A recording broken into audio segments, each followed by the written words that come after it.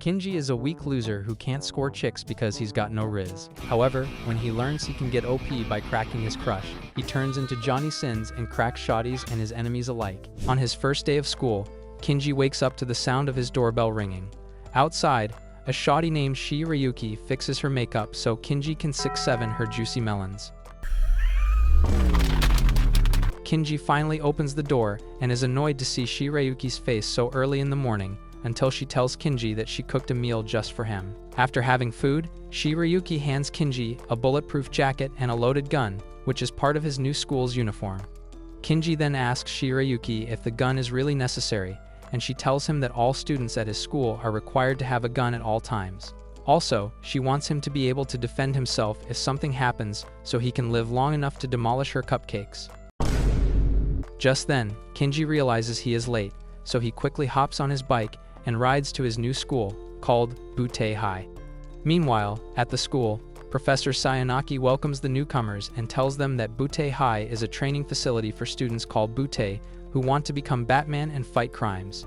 But, since most Buttes are not as rich as Batman, they act as private cops who get paid for successfully fighting crimes.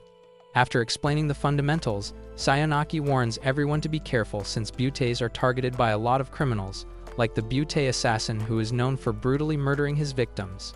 Meanwhile, Kinji is on the way to school when a Tesla robot starts following him and tells him that a bomb is attached to his bike, so if he stops or slows down, the bomb will explode. Since Kinji doesn't know why he's being targeted, he wonders if it's because of his magical PP, when he suddenly catches a girl looking at him from the top of a building. Then, all of a sudden, she activates her parachute and takes down all the Tesla robots, before landing on Kinji, causing him to fall off the bike. As his bike explodes, Kinji loses consciousness, but he wakes up later in a warehouse with the mysterious girl lying on top of him, causing his love bone to moonwalk from excitement. Yeah, boy. He then finds a name tag on her plot armor and learns that this fun-sized shawty is called Aria. Just then, Aria wakes up and starts throwing punches at Kinji for looking at her cherries. However, Kinji tells her there wasn't anything to look at, since she's built like an A4 size paper. Before Aria can argue, more Tesla robots show up to finish their job, causing them to hide. Aria then tells Kinji they're called turrets that are specifically designed to target Buttes. As she turns to face them, Kinji gets smothered by her munchkins and loses himself in the sauce. Yeah, boy. Meanwhile, Aria handles the turrets and makes them retreat. She then warns Kinji they'll return soon, but he suddenly picks her up and tells her to relax because Poppy got this. While Aria is confused over Kinji's sudden behavior change, the turrets return, so he tells Aria that he's going to protect her and steps outside to Aura Farm. As the turrets fire at Kinji, he dodges all the bullets and fires back at them until they have all been destroyed. Seeing this, Aria's kitty turns into a Pacific Ocean, but she angrily tells Kinji that she is not going to give him a hawk tua just for saving her. Kinji then counters that he's not interested in her like that, which upsets Aria so much that she tells Kinji to count his days since she trained with Khabib in Dagestan. As they start clashing, Kinji steals Aria's magazine, so she takes out her katanas and rushes to chop his meatballs, only to trip over some bullets. While Aria is recovering, Kinji tells her to suck it and walks away, but when he arrives at school, he regrets behaving like a cornball around Aria. As it turns out, Kinji has a condition called hysteria mode, which was passed down to him genetically. This condition turns him into an Ackerman whenever he sees a baddie in trouble, but the downside is that he becomes extremely confident and freaky around women, which later cringes him out. Finally arriving at his class, Kinji is shocked to see Aria telling everyone that she wants to sit with him. Upon hearing this, Kinji's classmates call him Lord Poseidon for making the new girl moist for him. However, Aria gets angry and pulls out her Glock like an American schoolboy, warning everyone not to ship her with Kinji. After an exhausting day, Kinji returns home to relax when the doorbell starts ringing. Opening the door, Kinji finds Aria with a suitcase as she casually tells him that from now on, he is going to work as her slave. Huh? After making herself at home, Aria orders Kinji to fetch her some food and make it quick. Kinji is shocked and wonders where this chipmunk got her audacity from.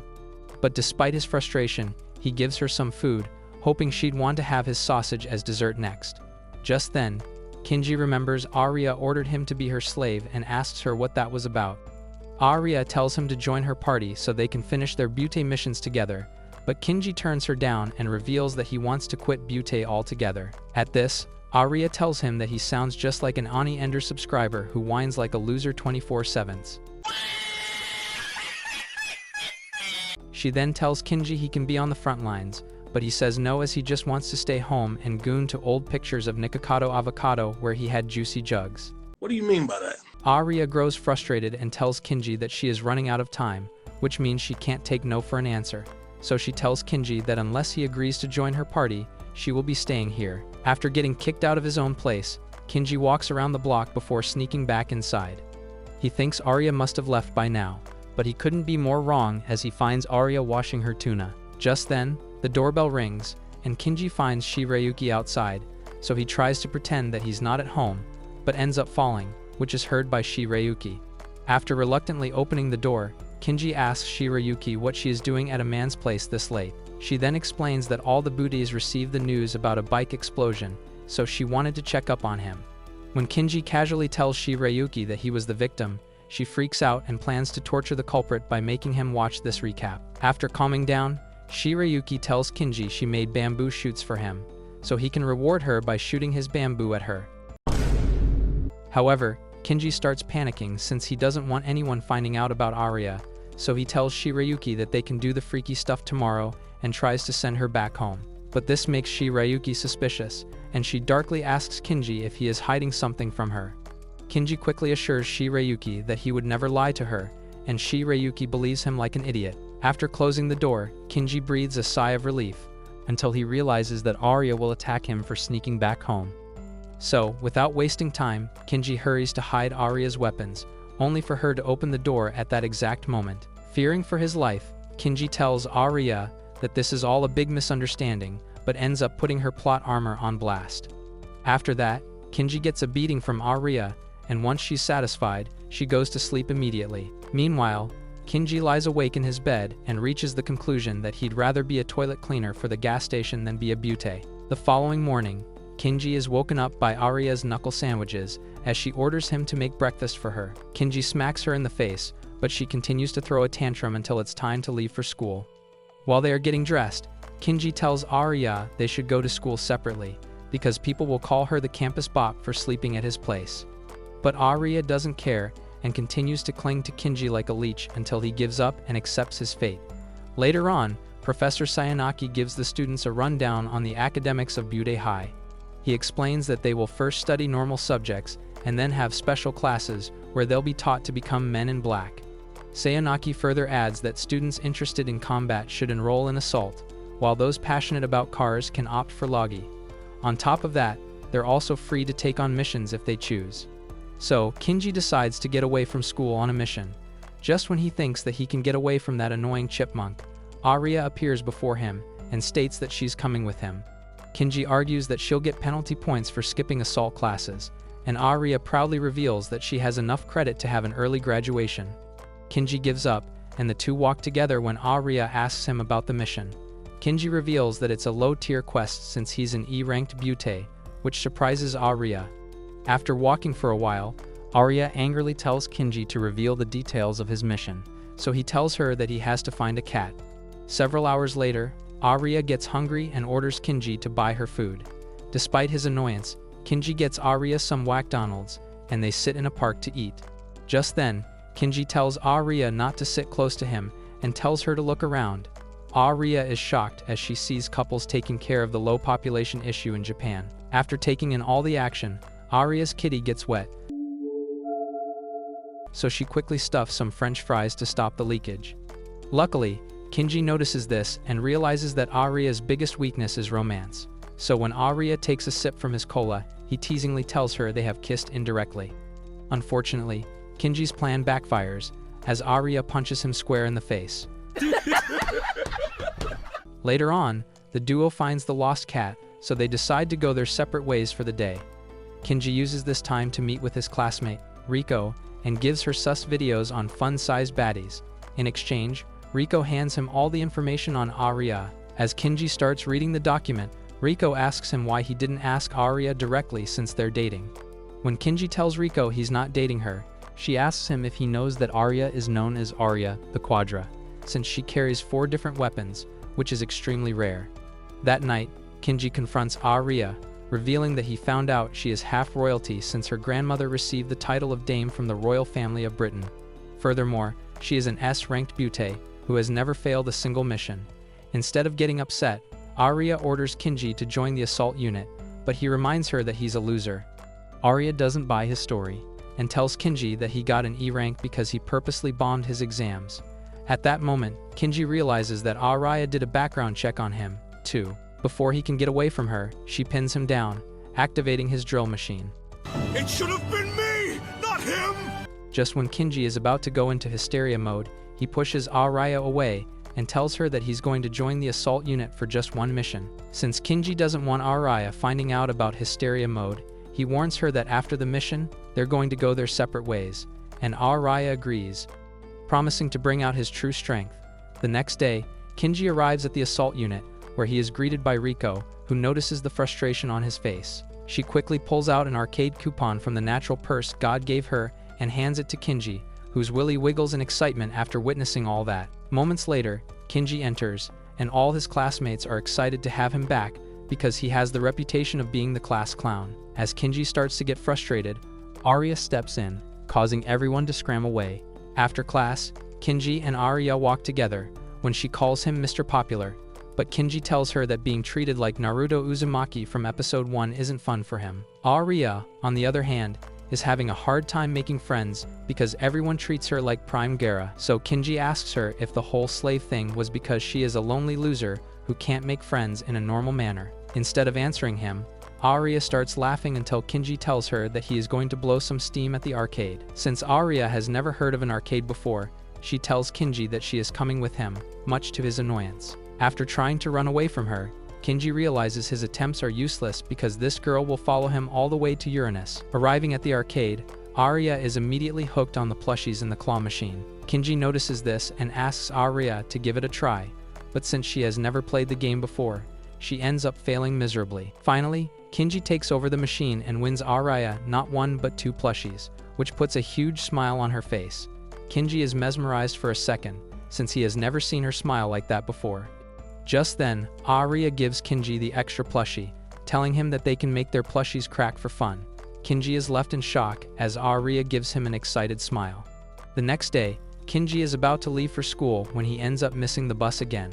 While he is cursing the plot god for making him so unlucky, his classmates are told there's a bomb on the bus. Just then, Arya calls Kinji and tells him the school bus has been hijacked while those inside it try to locate the bomb, until an automated car starts shooting at them. In the meantime, Arya and Kinji link up to save their classmates, and on the way, Arya tells Kinji the culprit is the infamous Butte assassin. This comes as a shock to Kinji since that scumbag had already been apprehended, so he turns to Arya for an explanation, but she tells him to forget about everything and focus on saving his comrades. Back inside the bus, the students are left traumatized after the first round of shooting, when the Butte assassin orders them to take the bus to a crowded area. As Arya sees the bus going in a different direction, she immediately guesses where it might be going and tells Kinji to bring his A-game as things are about to get serious. Kinji, however, tells Arya that he's not as strong as she thinks, but she refuses to head and excuses herself and tells him to just do his best. Inside the bus, the boys devise a plan to take down the surveillance car. As the bus enters the tunnel, the boys load up their guns to shoot the car, but it opens fire until they are all forced to duck. During the shootout, the driver loses his life, and Kinji's friend, Mu Tao, takes control of the wheel, while Arya and Kinji destroy the car by shooting at it. After that, they decide to hop on the bus to search for the bomb. While they are doing that, Mu Tao tells Kinji they don't have much time as they're about to arrive in Rainbow City, where the bomb is likely to explode. Luckily, Arya locates the bomb and tells Kinji that it's strong enough to wipe out the entire city. The good news is that Arya can easily defuse it, but before that, a boy named Ryu tells Kinji the enemy is watching them through a sensor, so they must first destroy that before defusing the bomb. This prompts Kinji to go up on the roof, where he finds the sensor and successfully dismantles it. But when Arya finds him on top, she gets angry at him for putting himself in danger. Kinji is unable to understand why Arya is scolding him until a new automated car shows up and starts firing at them. Before something happens to Kinji, Arya uses herself to shield him, and in doing so, she gets shot. The bus soon arrives at Rainbow City, and Kinji is unable to move a muscle. Luckily, he notices a sniper stationed inside a helicopter and recognizes her as Reki. Seconds later, Reki separates the bomb from the bus by shooting at it. Once the bomb explodes in the river, Kinji finally relaxes, even though he did absolutely nothing. After taking Arya to a hospital, Kinji is greeted by Reki and asks her if she knows Arya. She then reveals that Arya is actually her client, and prior to the mission, she came to her and said she needed her help. When Reki adds that Arya had high hopes of him, and she was just a backup, Kinji feels like a scum. Meanwhile, Arya looks at her reflection and starts crying, knowing that not even Bob the Builder can fix her face. Just then, Kinji enters her room and asks her if she is okay. Arya assures him that she is fine, and noticing the guilt written on Kinji's face, Arya tells him that she was just following the beauty code, which emphasizes saving one's comrades. Arya's idealistic view upsets Kinji, so he tells her to prioritize herself, which annoys Arya, and she tells him that she was an idiot for saving him. Kinji quietly gets up and hands Arya the report on the incident, revealing they couldn't find a single clue on the culprit. Arya remains unfazed and throws the report in the dustbin before telling Kinji to leave since he has disappointed her. Kinji is now furious and tells Arya that he has no interest in being a beauté, which further upsets Arya, and she screams at him that she doesn't have time. Despite this, Kinji tells Arya that he is done being a beauté, and this time Arya accepts his decision and quietly withdraws from the conversation. A couple of nights later, Kinji is haunted by a nightmare of a cruise ship engulfed in flames before eventually sinking. The media, however, blames a beauté who is on board and turns him into an incompetent fool for not stopping the tragedy, even though he was just another victim who lost his life. After the incident, the beauté's brother, Kinji, is targeted by reporters who ask him if he feels ashamed for coming out of the same kitty as a loser. Kinji then wakes up in panic and curses everyone for turning a sweet cocomelon-loving boy into an emo edgelord. Later on, Kinji goes on a walk where he thinks about how his brother gave up his life to save everyone, and yet he was mocked by society. It was that day that Kinji realized that beauties are always on the losing end, and that's why he's going to quit. Just then, Kinji receives a text from Shiryuki, and his day goes from bad to worse. After switching off his phone to airplane mode, Kinji spots Arya leaving the store, looking all pretty. This gets Kinji's attention, as he wonders if Arya is on the mission to get a sausage. As he starts tailing her, he finds her at the police station, where Arya suddenly disappears and catches him red-handed. In the end, Kinji joins Arya, and they enter the police station, where they are greeted by Arya's hot mommy in handcuffs. Kane assumes Kinji to be her daughter's sausage supplier, but Arya quickly clarifies that her V-card is for Diddy. She then gets serious and tells Kane that Kinji is also a victim of the Butte assassin, and since the scumbag has become active again, she will work hard to prove her innocence and reduce her jail time from 864 years to 742 years. When Kinji hears this, he looks at Arya, wondering if she knows that her mom is never seeing the sun. Kane then asks Arya if she has managed to find a partner yet.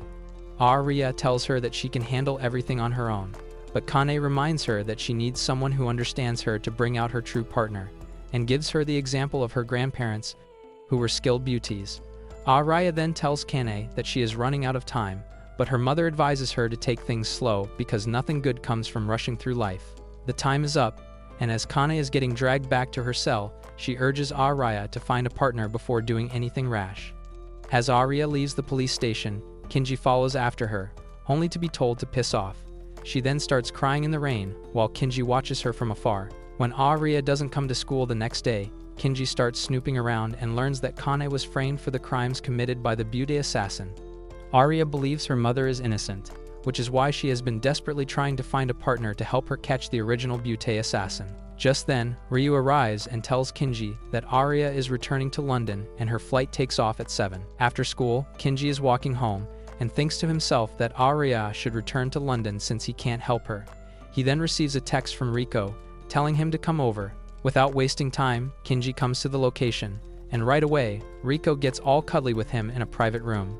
She then tells Kinji that she wants his lollipop, but he gets annoyed and asks her why she's wasting her time. In response, Rico orders Kinji to be nice to her if he wants to know about the Butte assassin. Kinji is shocked by Rico's sudden switch up, but he quietly listens to her as she tries to build plot with him. Just when he is about to go into hysteria mode, Rico shows him a report on the cruise ship that his brother was on. After revealing that the ship was hijacked by the Butte assassin, Rico tries to play with Kinji's Willy Wonka which ends up activating his hysteria mode. As Kinji turns into a Rizzler, he places Rico on the couch and tells her that he will pet her kitty later. After winking at her, Kinji steps out and has a bad feeling that Aria is in trouble. After arriving at the airport, Kinji feels the hysteria mode ending, so he quickly enters the plane and tells the air hostess to stop the flight at once. However, the pilot is unable to stop the plane due to some technicalities, so Kinji heads straight to Aria's compartment. Upon seeing him, Aria asks Kinji why he is here, and he tells her not to fry his brain because he wouldn't have come to see her ugly face if it wasn't an emergency. After calming down, Kinji explains to Aria that he came because he promised to solve one mission with her, and since the Butte assassin hasn't been closed yet, they are still partners. However, Aria angrily tells him that after meeting him, she has decided to work solo. Suddenly, they hear a thunder strike, which scares the living daylights out of Aria. When Kinji sees her cowering in fear, he teases her for being a fake boss babe, which makes her tear up. Seeing this, Kinji feels bad, so he gently consoles her, realizing she is just a girl. Just when he is about to give Aria the information on the Butte assassin, they hear gunshots outside, followed by the Butte assassin telling everyone the plane has been hijacked and asks the Buttes to face him. As Aria and Kinji team up, he explains to her that the Butte assassin has been targeting her family from the beginning. Once they reach the bar, they find the air hostess sitting alone. But before they can relax, she unmasks herself as Rico. While Aria and Kinji are in a state of shock, Rico reveals that she is the granddaughter of the French phantom thief Arsène Lupin. Aria then asks Rico why she is doing all this, and she reveals that she is tired of being overshadowed by her grandfather's legacy. That's why she decided to target Aria, whose grandfather, Holmes, defeated Lupin. Now it's her turn to defeat Aria, Holmes' descendant, and make a name for herself. After admitting to being the Butte assassin, Rico tells them that she orchestrated for them to meet because the Holmes family needs a skillful partner to activate their powers. Rico then tells Kinji that she's also the one who murdered his brother, making him see red. Before he does something reckless, Aria starts fighting Rico, while Kinji hides behind her like a sissy. Mid-fight, Rico tells Aria that, like her, she is known as Rico the Quadra, before shooting her dead right in front of Kinji's eyes. Believing she has won, Rico starts laughing like a witch, while Kinji carries Aria's lifeless body back to their compartment, where he injects his life-saving man juice inside her. As Aria's body recoils in disgust, Kinji relaxes a little upon seeing her alive. Aria wakes up and immediately accuses Kinji of trying to diddle her while she was in a meeting with Jesus. Kinji then reminds Aria they're fighting Rico, which sends her back to fighting mode. However, Kinji stops Aria and tells her that she can't defeat Rico like this, which upsets her so much that she accuses Kinji of hating her. Kinji then realizes that Aria's brain has been scrambled from getting injected by his man juice, so he shuts her off by kissing her lips, which activates his hysteria mode. Just when Aria scolds him for stealing her first kiss, Kinji picks her up and tells her that he's going to protect her no matter what. Meanwhile, Kinji's classmates find out about the hijacking of Aria's plane and become worried for her safety. Just then, a student brings new intel, revealing that Kinji was found boarding the plane at the last minute. Back on the plane, Rico tells Kinji time's up and asks him to hand over Aria, but he looks at her coldly, which turns her nether regions into a water park. As Rico tells Kinji that she is going to unalive him, he throws an oxygen tank at her ugly face, prompting Rico to fire at him. Kinji quickly uses a knife and slices the bullet in half, when Aria suddenly bamboozles Rico by opening fire at her. As Rico loses control of her weapons, Aria gives her an ugly haircut to match her ugly face, while Kinji tells her that it's game over. But instead of backing down, Rico starts laughing and channels a mysterious power that makes the plane fall. Kinji and Aria are thrown off guard, which allows Rico to escape, so Kinji tells Aria that she's in charge of flying the plane, and he'll take care of that crazy woman. As Aria leaves to pilot the plane, Kinji finds Rico, who has now surrounded herself with bombs. She then tells Kinji to join the EU, and he will be reunited with his brother. By now, Kinji is sick of Rico's nonsense, so he points his gun at her. Rico then activates the bombs and escapes through the hole by turning her clothes into a parachute. Seconds later, 2 missiles crash into the plane's engines, leaving Kinji and Aria in a tight spot. As Kinji joins Aria in the cockpit, she tells him she's having a hard time stabilizing the plane. At this, Kinji gives her a head pat and assures her that she is doing a good job. After that, Kinji contacts Mu Tao to tell him about the current situation, and he informs Kinji that he has 10 minutes before the plane comes crashing down. Before Muto can help Kinji, the call gets interrupted by the Japan Air Force, and Ryu concludes that the government must have decided to tank the plane midair, instead of risking a crash. Arya is then told by the Air Force to make a landing on the Pacific Ocean, so she tells Kinji they should obey the orders. However, Kinji tells Arya that a plane can't safely land on water, and Mutao joins the call and tells them that the government has forsaken their flight. In the end, Kinji decides to make a landing on an empty island, but Mutao tells him that he won't be able to see anything in this weather. However, Kinji doesn't have any other options, so he tells Mutao it's do or die. As Kinji maneuvers the plane towards the island, he realizes Mutao was right and tells Arya to prepare herself for the worst-case scenario. At this, Arya tells Kinji that he must make a safe landing because he can't die as a butte when he hates being one. Just then, they see a bunch of lights shining on the island courtesy of Mutao, who tells Kinji to make a safe landing. Thanks to those lights, Kinji manages to make a smooth landing on the island. The next morning, Kinji is completely worn out when Arya arrives and tells him that her mother's trial has been postponed since Rico was revealed to be the butte assassin. She then asks Kinji why he came after her, as she would have been fine on her own. Kinji admits that he doesn't know, which makes Arya tell him that she wouldn't have survived without his help, and now that she knows what it feels like to have a partner, she is going to find one on Tinder. Before parting ways with Kinji forever, Arya tells him that if he ever changes his mind, he should come and find her. However, Kinji refuses to do that, which breaks Arya's heart, and she quickly takes her leave. On her way, Arya starts crying, knowing she will never find someone like Kinji whose sausage is thick and juicy. Moments after her helicopter takes off, Kinji runs to stop her, but it's too late now, or so he thinks, as Arya opens the door and jumps off towards him. After returning back to Kinji's place, Arya proudly reveals that she is the descendant of the great Sherlock Holmes, which puts Kinji in a state of shock, since someone as thick as a carpet can't possibly have Sherlock's genes.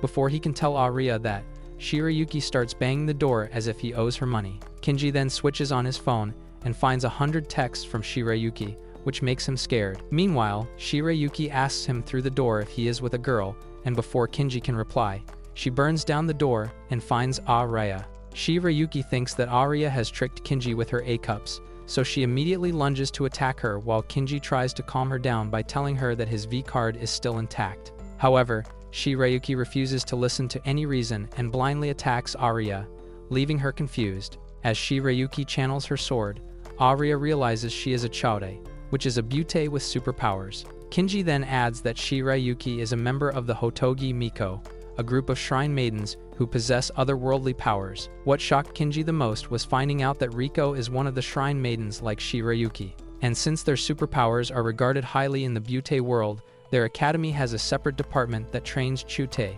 known as the SSR. While the girls are busy fighting, Kinji stands on the balcony and contemplates unaliving himself as Shiryuki and Arya wreck his home. He knows this was bound to happen since Shiryuki is the top student in her class, while Arya is an S-ranked butte. Once they are both exhausted from all the fighting, Shiryuki apologizes to Kinji for not gobbling his sausage better than Arya. She then goes back to fighting Arya, accusing her of falling in love with Kinji, but then Arya tells Shiryuki that Shinji is just her slave. However, Shiryuki thinks they have been playing naughty games with whips and chains and is about to finish Arya off, when Kinji intervenes and tells Shiryuki that he has temporarily partnered up with Arya for butte missions. Just as Shiryuki calms down and tells Kinji that she wants to be his first kiss, he freezes in horror along with Arya. Looking at their reactions, Shiryuki instantly realizes that the two have swapped their saliva and is about to go in for round 2, when Arya assures her that she won't be having Kinji's offspring. This causes Shiryuki to faint, while Arya tells Kinji that her father told her she'll become a mother by kissing a mother, which makes Kinji want to unalive himself again. The next day at Bude High, Kinji walks to class and finds Shiryuki avoiding him like the plague. Kinji, being a chill guy, ignores this and heads to class, where Mutao asks him if he is going to be participating in the ADSIRD events. Kinji reminds him that he's an E-ranker, which means he won't be allowed to represent the academy in front of outsiders. Mutao then tells Kinji to become a receptionist like him, and after agreeing to it, Kinji turns towards Arya, only to find her with a biology book. The moment Arya learns that missionary means something else, she starts beating up Kinji for ruining her innocence. Later that day, Arya shows up in a cheerleader uniform, which turns Kinji's hot dog extra long. After telling Kinji that she has joined the cheer team for the festival, Arya admits that she investigated him and found out he has split personality disorder due to combat stress. However, Kinji knows that it's because of his genetic history, but Arya refuses to believe that and tells Kinji that she's going to put him under stressful situations so he can activate his fighter mode at all times. Before Kinji can react, Arya boinks him on the head and yells at him to start training. Meanwhile, she performs her cheer routine, which makes Kinji's wee-wee dance for Arya. The next morning, as Kinji is walking to school, he is bamboozled by Arya, who strikes him on the head. While he is recovering, they hear an announcement for Shiryuki to come to the teacher's office. Arya thinks this is the perfect opportunity to find out Shiryuki's weakness and drags Kinji to spy on her. As they crawl through the vent, Arya reveals that Shiryuki tried to murder her yesterday. At first, Kinji has a hard time believing it until he recalls Shiryuki's odd behavior. Turns out, she had placed a piano string in Arya's locker, so she could lose her head while trying to get her stuff. Shiryuki then vandalized Arya's desk by saying her pink taco looks like a flat tire, and then threw water at her. Kinji is appalled by Shiryuki's behavior as he had no clue she could be this vicious. Once they reach the teacher's office, they hear Shiryuki's teacher scolding her for tanking her grades. Then, out of concern, she asks Shiryuki if she has made contact with Durandal, but Shiryuki assures her teacher that Durandal only goes after the top chowde, and besides, he's just a myth. When her teacher still insists on hiring a bodyguard, Arya breaks the vent to volunteer. Shiryuki instantly tells Arya to piss off, while her teacher thinks it would be a good idea for an S-ranked butte to protect their top student. Shiryuki continues to resist until Arya threatens to shoot Kinji, so Shiryuki agrees on the condition that Kinji will also be her bodyguard, which means she'll be living with him from now on. Later that day, Arya tells Kinji that she insisted on being Shiryuki's bodyguard because Durandal was one of the people who framed her mother. Kinji thinks that Arya has gone insane since no one has ever seen Durandal, but Arya insists that he is real and catching him will reduce her mother's sentence. Kinji sighs, knowing that by now Arya's mother probably has a girlfriend named Lil Tay. Once Shiryuki arrives, she immediately gets to her wife duties, but accidentally ends up knocking Kinji's medicine. However, he assures her not to worry about it, and Arya sees this and becomes jealous. A few days later, Kinji walks Shiryuki to school, when she admits to him that she doesn't want him to fall for Arya, who is so hot that Diddy, Drake, and Leonardo DiCaprio will give up their entire fortune to have her. Kinji then assures Shiryuki that nobody will come between them since they are childhood friends. This takes Shiryuki to the past when Kinji sneaked her out of the shrine to show her fireworks. After that, Kinji was scolded for meeting Shiryuki, but he continued to stay by her side, and the two became best friends. After school, Shiryuki gets a call from Kinji begging for help, so she immediately rushes to the bathroom, where she finds Kinji in his undies. When he calmly tells Shiryuki that he didn't call her, she starts to panic after seeing his ugly chest. As an apology, Shiryuki starts to remove her plot armor while Kinji begs her to stop, because he is not ready for someone to call him daddy. As he tries to forcefully stop Shiryuki, Arya walks in and catches them in the act. Enraged that she wasn't invited to the freak-off, Arya pulls out her guns and starts firing at Kinji, making him jump outside to save his life. While floating in the ocean, Kinji wonders what happened to his quiet, peaceful life. The next day, Kinji wakes up feeling feverish and decides to skip school. While he is resting, Arya quietly places the cold medicine next to him, so her meat supplier doesn't die from fever. Later in the afternoon, Kinji wakes up feeling much better and is greeted by a concerned Shiryuki, who asks him if he's okay now. Kinji then shows her the cold medicine and thanks her for bringing it to him.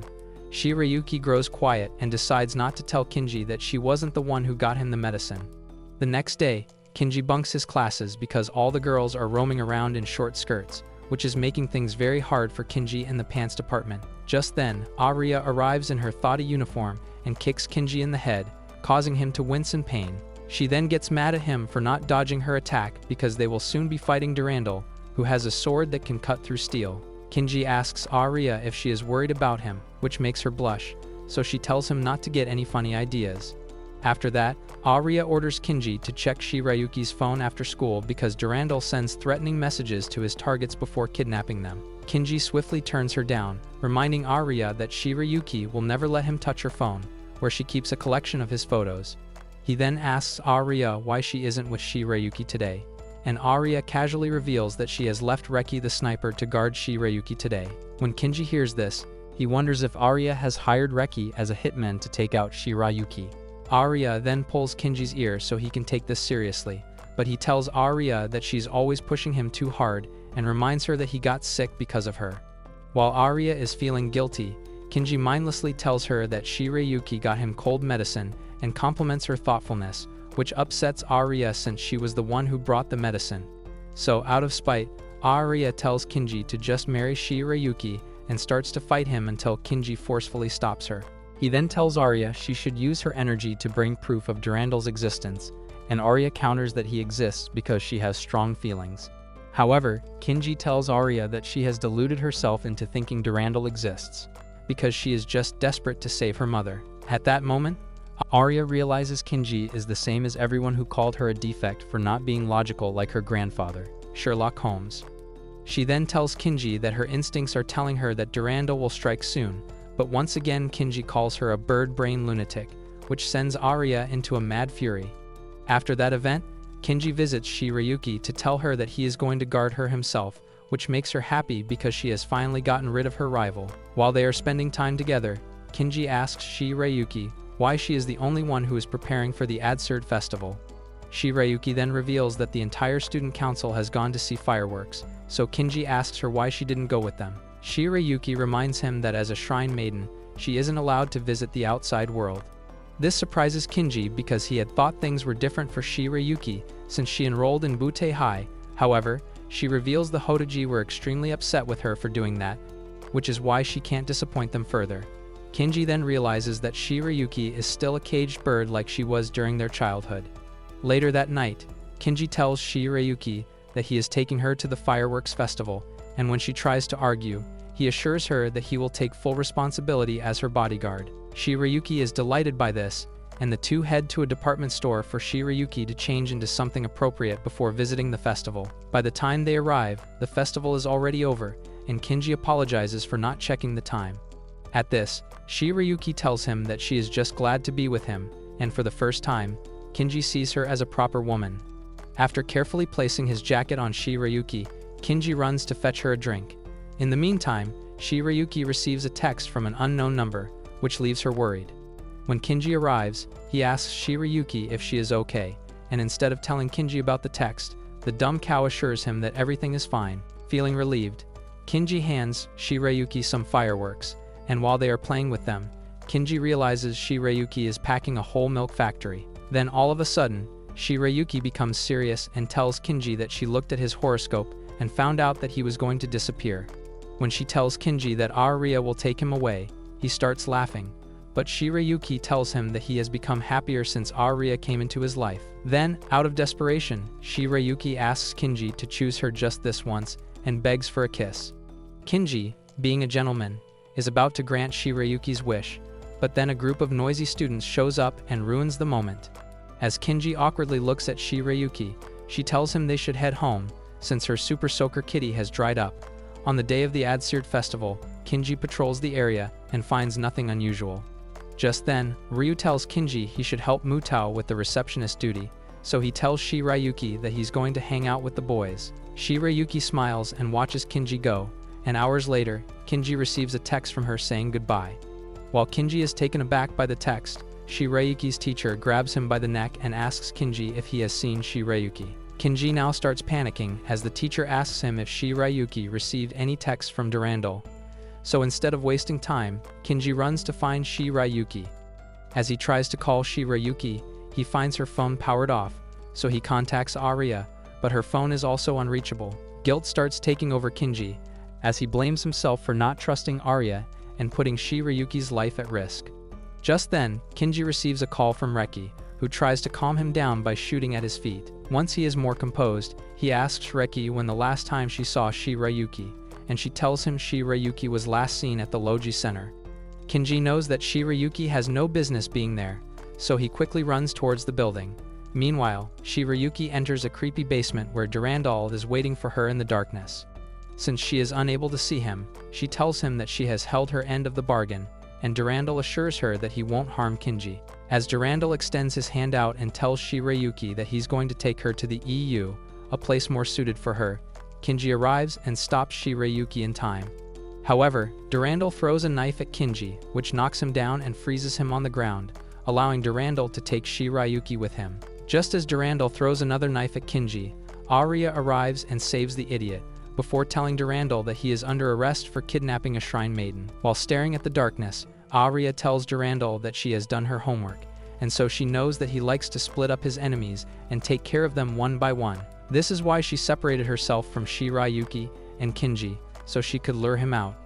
Kinji is visibly surprised as he realizes that Arya has a bigger brain than Megamind, while Durandal tells Arya that she should wipe that smirk, because he is just getting started. Suddenly, the basement starts flooding, and while Arya and Kinji are thrown off, Durandal grabs Shiryuki and makes a run for it. After searching for Shiryuki, Kinji and Arya find her unconscious, tied to a pole.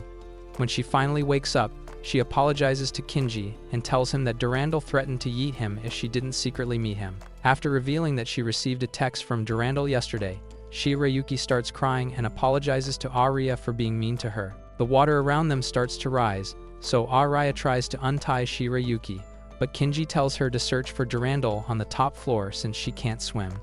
However, Arya is reluctant to leave them behind until Kinji tells her that she'll be more helpful if she is able to steal the keys from Durandal.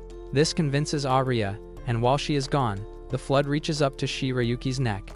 So she tells Kinji to leave her and save himself since it is her fate as a shrine maiden to sacrifice herself for others' sake. Kinji calls her ridiculous for suggesting such a thing, but Shiryuki tells him that no one will mourn her even if she were to die here.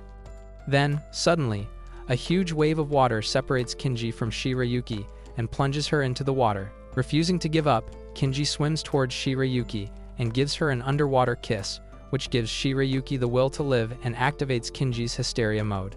Now, thinking much more clearly, Kinji dismantles the lock easily, and the two swim upwards. Kinji then tells Shiryuki that he wants to protect her no matter what, which makes Shiryuki wetter than the flood. Kinji then tells Shiryuki to climb the ladder, and when he follows her, he finds her standing in a distant corner. Just then, Arya runs towards Kinji, but he stops her in time as he notices a piano wire. He then tells Arya that Durandal must be behind this, and she immediately realizes Rizzler Kinji is back. After that, they approach Shiryuki to check up on her, and Kinji notices that Shiryuki's plot armor is of a different color. So, he decides to test Shiryuki by asking her if her lips feel okay. When she calmly says yes, Kinji immediately tells Arya to get away from Shiryuki while firing shots at her. Unfortunately, his moves are too sluggish for the imposter, as she puts a knife against Arya's neck and freezes her hand. Arya then realizes that she is finally facing Durandal, but when she calls her that, the imposter tells Arya she hates being called Durandal because she is Jean the 30th, a descendant of Jeanne d'Arc the 4th. Arya doesn't believe her, since John the 4th was cooked on the stake before she reached maturity, but John tells Arya that it was a lie, as her family is used to manipulating history. Jean then tells Arya that while Rico has forsaken her, she wants her to join the EU or else she'll freeze her to death. As Kinji attempts to save Arya, Jean warns him that she'll freeze his family jewels and turn him into Mr. No Nuts. Then, turning back to Arya, Jean is about to kiss her to freeze her tongue, when the real Shiryuki arrives and saves Arya. Now, feeling confident, Arya tells Jean that she is clearly outnumbered, but instead of backing down, Jean throws gas bombs towards them and covers the entire floor in thick gas. While their vision is compromised, Arya tries to grab her swords, but winces in pain from the ice damage caused by Jan. Shiryuki rushes to help Arya and uses her magical powers to heal her hand. She then tells Kinji to look after Arya, as she intends to face Jean by herself. This makes Jean laugh, as she tells Shiryuki she is no match for someone who has trained under the EU. After freezing the entire floor, Jean reveals her true face and tells Shiryuki that she can't win against her, as she plays by the Hotogi rulebook. Shiryuki then makes a choice and tells Jean that she will forsake every rule to keep Kinji safe from crazy hoes like her. With that said, Shiryuki tells Kinji to look away as she is about to turn into a fearsome weapon by unleashing the forbidden power of the Shrine Maidens. Kinji assures her that no matter what she does, she will always be hot enough to make his pole rise. Shiryuki then raises her flaming sword and tells Jean that her true name is Himiko, before facing her. While the girls are busy fighting, Kinji apologizes to Arya for not believing her the other day and promises to never doubt her again. When Arya hears such big words from Kinji, she starts blushing, before realizing that it's not yet time to develop plot. In the meantime, Jean corners Shiryuki and is about to turn her into Olaf, but Arya rushes to attack her. As Jean calls her a mere beauty, Arya shows her just what she is capable of by neutralizing her attacks. This causes Jean to redirect her assault on Kinji, but he easily dodges her strike, thanks to the training Arya gave him. Arya then tells Jan it's over, but Jan smirks and states that while beauty are not allowed to unalive anyone, she doesn't follow those rules and activates her icy power to delete Kinji. Just then, Shiryuki leaps from the air and cuts Jan's sword with her flaming sword. While Jan is in a state of shock, Arya puts handcuffs on her and tells her that she is under arrest. In the meantime, Shiryuki nervously asks Kinji if she looks scary, but he assures her that he totally supports strong women like Taylor Swift. This makes Shiryuki cry, so she embraces Kinji, while Arya smiles, thinking Shiryuki deserves to build plot with Kinji for that epic last move. A couple of days later, Shiryuki tells Kinji the medicine was brought by Arya, which shocks him, while Arya shies away from the attention. After composing herself, Arya orders Shiryuki to become her slave since she enjoyed taking down Genie with her and Kinji. To show that she is serious, Arya hands Shiryuki a spare key to Kinji's room, which makes her happy, because she can now catch him gooning to the love story between your mom and the plumber. A couple of months later, Kinji receives a text from Arya, telling him to stop by the girls' dormitory. Thinking he is going to get some oral support from Arya, he rings the bell and is immediately greeted by Arya, who is overly affectionate today. As she throws Kinji on the bed and tries to suffocate him with her A-cups, Kinji realizes that only one person is capable of being this freaky, and that's Rico. So when he calls her name, Rico unmasks herself and tells Kinji that she just couldn't stay away from his foot-long subway. After ordering Kinji to stay still, so she can give him a hawk tuo with no hands, Rico removes her necktie, but Kinji stops her and asks about his brother, because bros before hoes. Rico tells Kinji that his brother is alive, so he asks her to give him some sort of proof. Rico then reveals that she has never murdered anyone, which means the name Butte Assassin is completely baseless. However, she will only tell Kinji what happened to his brother if he accepts her as his girlfriend. Since Rico knows about the hysteria mode, she further sweetens the deal by telling Kinji that he can activate his cool powers by touching her whenever he likes. Just then, Arya bursts through the windows and shoots Rico for trying her sausage supplier.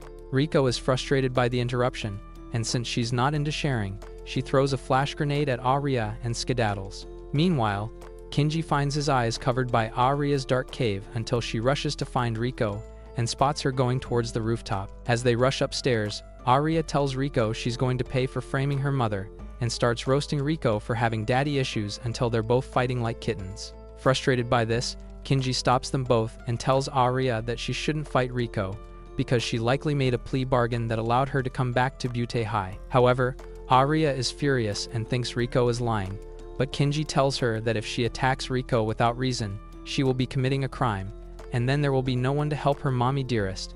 Instead of backing down, Arya tells Rico that she'll only let her live if she comes clean in the Supreme Court, and Rico agrees.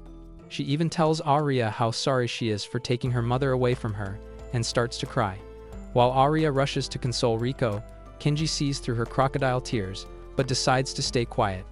Rico then tells them that she got kicked out of the EU for not being able to defeat them, and what's more, Vlad, the second in command, stole all her treasure. So now, she needs their help to steal back the treasure from Vlad. The next day, Rico shows up in class wearing a cute outfit, and everyone forgets that she literally tried to nuke 2 of their classmates. Kinji then asks Arya if she is going to help Rico with the whole robbery thing. Arya admits that she doesn't want to, but catching Vlad is her top priority. Kinji then reminds her that if they're caught stealing, they'll get a criminal record, but Arya assures him that stealing from EU will not get them prosecuted. Kinji is now curious and asks Arya to tell him what EU is, but she refuses and says he's not ready yet. Later on, Arya asks Kinji what his reason is for helping Rico, but since she didn't tell him about EU, Kinji tells Arya that it's none of her business. This causes Arya to spiral out of control, as she believes that Kinji is helping Rico to crack her, so she accuses Kinji of getting honey trapped by Rico and her cups. When Kinji tries to tell her that nothing happened, Arya asks him why he even went to her room in the first place. Kinji doesn't want to tell Arya that it was because Rico was dressed like her, and he originally went to crack her. So he remains quiet, which further upsets Arya. When Kinji asks Arya why she cares so much, she tells him that he belongs to her, and she won't forgive Rico for stealing him. Kinji is taken aback by this because in girl language, that is pretty much a confession. The next day, Professor Sayanaki takes a biology test, while all the girls are busy falling for his teacher's riz. Just then, Rico scoots closer to Kinji and goes under the desk to give Kinji a sloppy toppy that'll make him cry from pleasure. After 3 seconds, Rico rests in Kinji's lap and tells him to pat his head for being such a good girl. When Kinji asks her why she is being so freaky, Rico tells him that she is just training him to enter hysteria mode, which is necessary for their big heist. Just as Kinji is about to let loose, the lights are switched back on, and Sayanaki catches them getting freaky. Rico skedaddles like always, so Sayanaki tells Kinji to stop by the staff room. After getting an earful, Kinji is walking home with Rico, and since it's raining, he's forced to share an umbrella with her. Just then, Shiryuki attacks Rico, who easily dodges her, and asks Shiryuki why she's acting crazy. When Shiryuki introduces herself as Kinji's childhood friend, Rico proudly tells her that she is Kinji's girlfriend, much to Shiryuki's annoyance. To counter Rico's claim, Shiryuki tells her that she has kissed Kinji, but Rico is unfazed and states that she has already tasted Kinji's man juice. This gives Shiryuki a heart attack, but after recovering from it, she attacks Rico, who not only defeats Shiryuki but also gives her a spank, which sends the poor girl crying. After winning fair and square, Rico tells Kinji she's going to head home, while Shiryuki is left crying about how no man will want her because her cheeks have already been tarnished. However, Shiryuki doesn't want to be the only girl who hasn't tasted Kinji's juicy sausage, so she makes him carry her to the infirmary, where she seals the door and tells Kinji to water her lonely garden. Kinji is startled by Shiryuki's crazy behavior, while she tells him that she is going to be visiting her family for a month, so she wants to get cracked before the family reunion. When Kinji realizes he won't make it out alive without putting out, he tells Shiryuki to close her eyes so he can undress.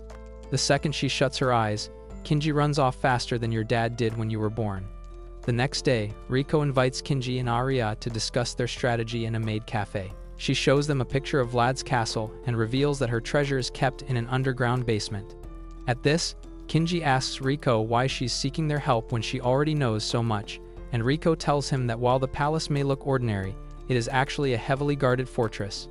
After that, Rico explains that Kinji and Arya will disguise themselves as a butler and maid to infiltrate Vlad's castle. While Kinji is on board, Arya asks Rico if she will be able to arrest Vlad, since he is among the people who framed her mother. Rico tells her that she can't, since Vlad is away on business, and the palace is run by his manager and housekeeper. Arya immediately backs out of the mission and tells Rico that her only motive was to catch Vlad.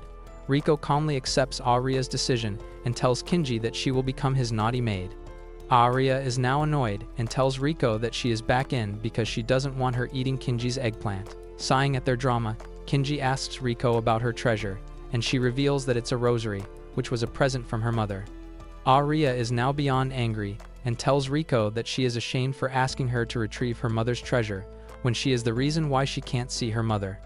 Kinji tries to calm Arya, but she tells him not to butt in, as she continues lashing out at Rico until she tells Arya that she is lucky because her mother is still alive. She then reveals that both her parents died during her childhood, which is why the rosary is so important to her. For the first time, Rico shows genuine emotions instead of pretending to be a cheerful girl who has no real emotions. Feeling sorry for Rico, Arya offers a handkerchief to her, promising to help her out. After that, Rico takes Arya to a shop where she forces her to wear a maid outfit, which activates Kinji's love bone. Rico then tells Arya to address Kinji as master, but since Arya likes being a dummy mommy, she struggles to blurt out the word, leaving Kinji with smurfing blue balls. By the next day, the light behind Arya's eyes has completely died, as she finally manages to say the word master. Rico, on the other hand, is happy with Arya's progress, so she tells Kinji that it's his turn to train. She then tells him to come to the infirmary alone, and Kinji already knows that he is about to get diddled. Later that day, Kinji is on his way to meet Rico when he hears the sound of a piano playing.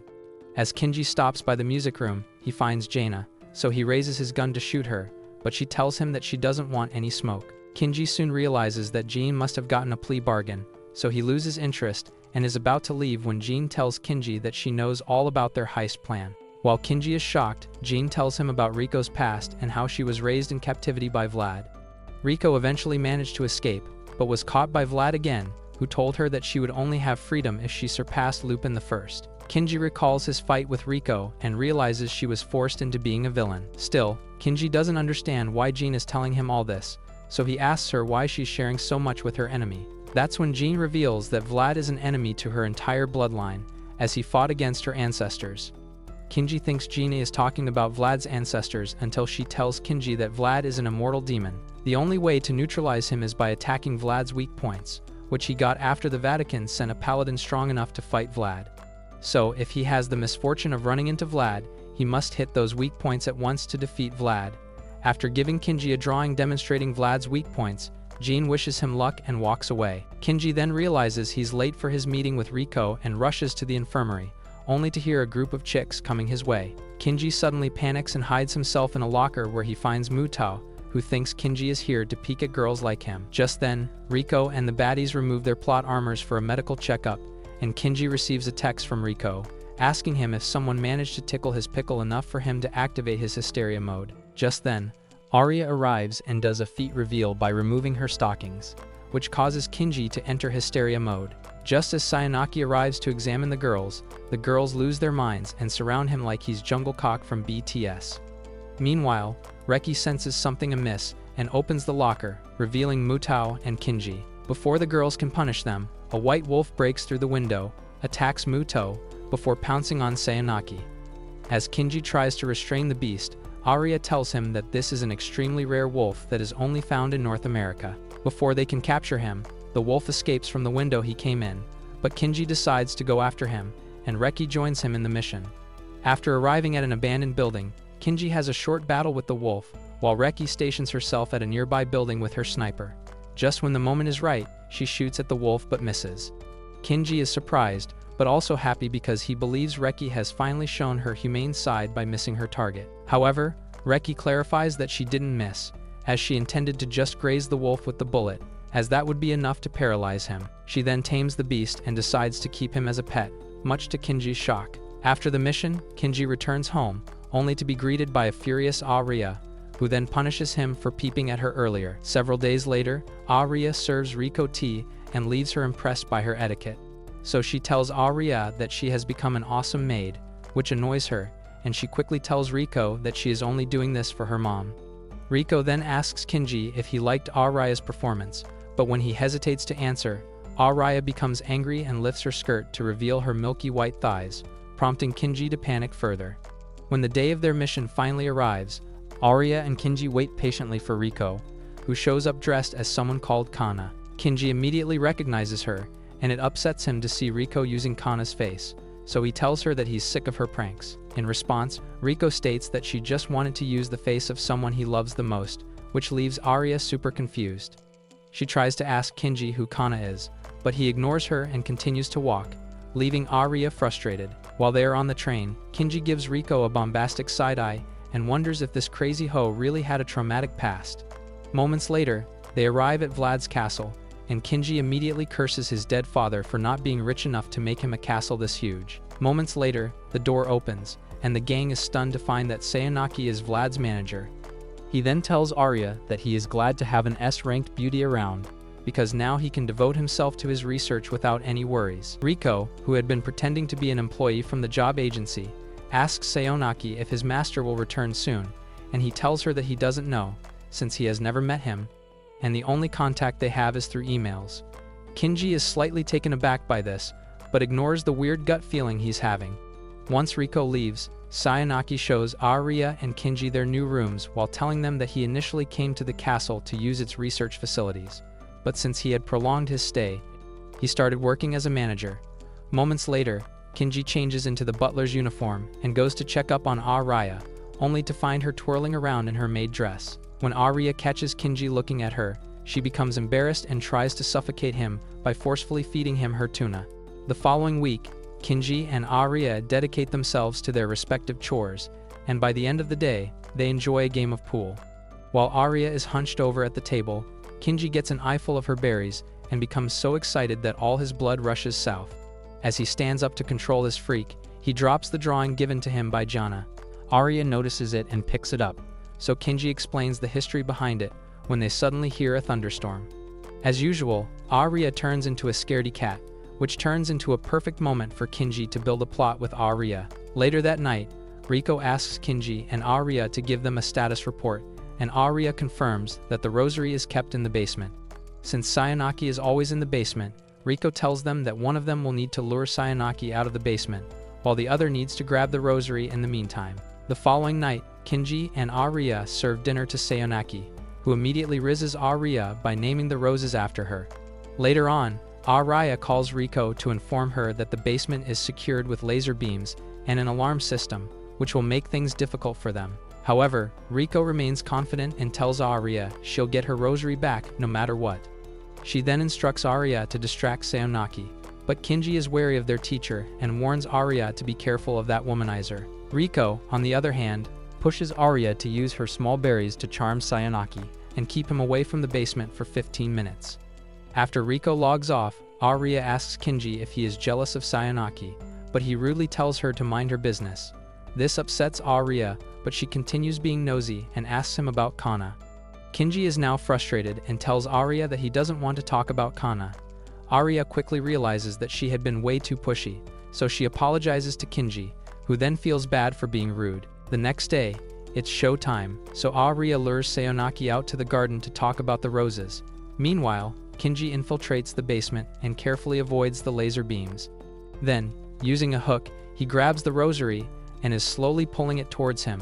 When Sayonaki tells Arya it's time for him to get back to his work, Kinji still needs time, so Rico tells Arya to honey trap Sayonaki with her fun-sized body. But before that, Arya switches to a private channel and tells Kinji that she has always liked him, and he doesn't need to worry about Sayonaki, because her back door will only belong to him. This instantly activates Kinji's hysteria mode, and he quickly realizes that this was all part of Rico's master plan.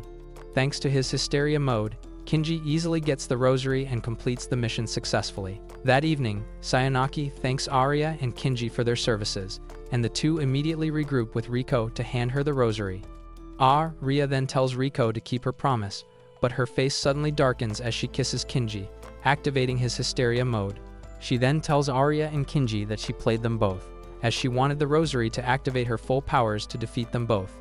Arya is flabbergasted by Rico's betrayal and asks her how she could do this to them. Rico's face twists with anger as she asks Arya if she ever had to live in a tiny cell where the only food she was given was dead mice and muddy water. While Arya is shocked, Rico tells her that she kept the rosary hidden in her mouth, since it was the only keepsake she had of her mother. However, she soon found out that the metal inside it gave her power, so she used it to get out of her prison. Now, in the present, Rico states that she is going to defeat Arya and Kinju, so she can finally be free of Vlad. Before Rico can proceed, she gets electrocuted by Sayonaki, which leaves both Kinji and Arya in shock. Sayonaki then summons two white wolves and tells Kinji and Arya that if they take one wrong step, his pets will tear them apart. Then, turning back to Rico, Sayonaki calls her an idiot for not remembering that he was the man who conducted tests on her during her imprisonment. Rico thinks that Sayonaki was the one who gave Vlad those creepy ideas. He then tells Kinji and Arya that Rico is completely useless and doesn't possess any supernatural abilities like her great-grandfather, Lupin. Filled with shame, Rico starts to cry as Sayonaki roughly grabs her hair and snatches away the rosary from her neck. Kinji and Arya watch in horror as Sayonaki stomps on Rico's face and calls her useless for having bad genetics. Confused, Arya asks Sayonaki why he's acting like a clavicular fan, so he reveals that Rico's despair is necessary to summon Vlad. After stomping on Rico's face a few more times, Sayonaki starts transforming into a terrifying demon, which leaves Arya and Kinji in shock. Putting two and two together, they realize Sayonaki is actually Vlad. Once he is done changing his race and species, Arya tries to shoot him down, while Kinji paralyzes Vlad's guard wolves. Arya then tells Vlad that she is going to drag him to court and empties her gun while trying to neutralize him. But to her horror, Vlad remains untouchable, as his wounds start healing almost instantly.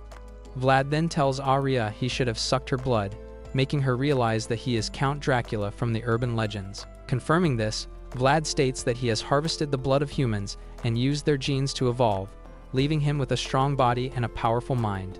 Just then, Vlad grabs Rico and states that he is going to extract her spinal fluid and create a better Lupin descendant with better genes.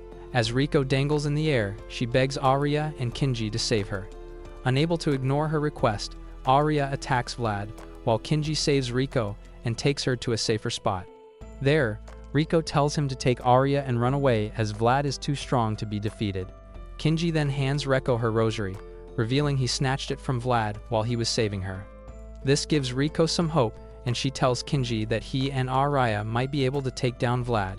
She then shares the location of the fourth spot required to take down Vlad and wishes him luck. In the meantime, Arya is facing Vlad on her own until Kinji shares the location of the fourth spot with her. However, when they simultaneously strike Vlad's weak spots, he bursts out laughing, revealing that an idiot like Rico can never know about his weakness. Rico is horrified by this, as Vlad strikes Arya and throws Kinji from the rooftop, leaving him dangling on a rod. Just when he loses his grip and is about to meet his end, Rico saves him by turning her clothes into a parachute. While they are flying, Rico tells Kinji they should escape, but Kinji turns her down, stating that he cannot abandon Arya. Rico insists that Vlad is too powerful, and yet Kinji remains underrated and tells Rico that she should have her revenge on Vlad for abusing her. This gives Rico some courage, and she decides to stand with Kinji against Vlad. On the other hand, Arya is busy fighting the monster until a thunder strikes, causing her to freeze in fear. Vlad uses this opportunity and is about to deliver a fatal blow when Rico arrives and saves her.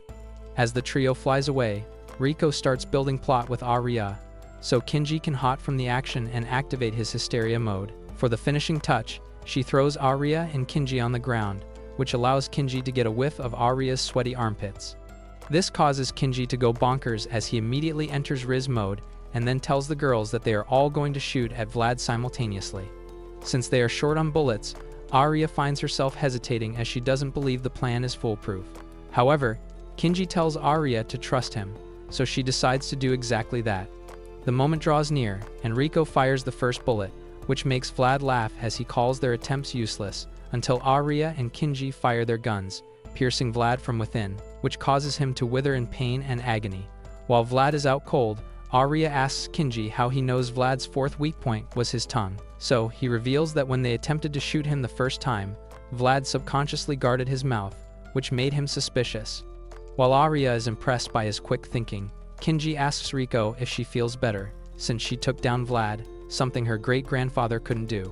Rico is happy, but only for a second, as she tells Arya that she will never be her friend since their families have always been archenemies. Arya doesn't intend to be her friend either, so she tells Rico to just testify in the Supreme Court like they originally planned. She agrees and flies away, leaving Arya and Kinji shocked over her audacity. A few days later, Kinji goes bikini shopping with Arya when she receives the good news that her mother will soon be getting out. While she is dancing, she accidentally drops her cup holders, which Kinji points out and immediately gets slapped for it. Did you like today's story? If you want to see such cultured anime recaps, comment melons and, as always, like and subscribe.